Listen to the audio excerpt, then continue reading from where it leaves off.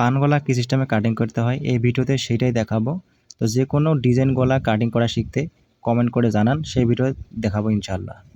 এখানে দেখেন গলা লম্বাটা 7.5 ইঞ্চি নিতে হবে সেলাই সহ।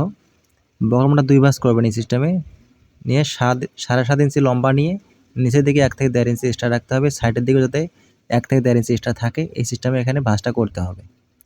এখানে দেখেন নিচের মার্জিন থেকে আমি 2.5 ইঞ্চি নিব, এখানে একটা চিহ্ন করব।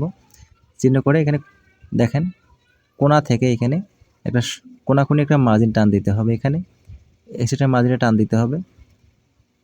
মার্জিন দেওয়ার পরে দেখেন মার্জিন থেকে সুন্দর করে এখানে রাউন্ড করতে হবে এই সিস্টেমে। দেখেন এই সিস্টেমে রাউন্ডটা করতে হবে, হালকা এভাবে রাউন্ড করবেন।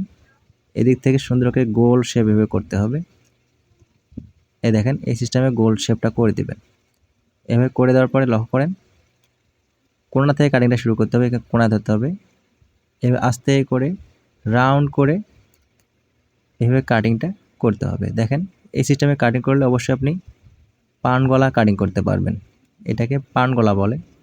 তারপর নিচের দিকে 1.5 ইঞ্চি বা 1 ইঞ্চি পরিমাণে চতুর্দিকে বাড়তি রেখে এই সিস্টেমে কাটিং করতে হবে। দেখেন এইভাবে কাটিং করে দেবেন, দেওয়ার পর দেখেন গলাটা এরকম হবে।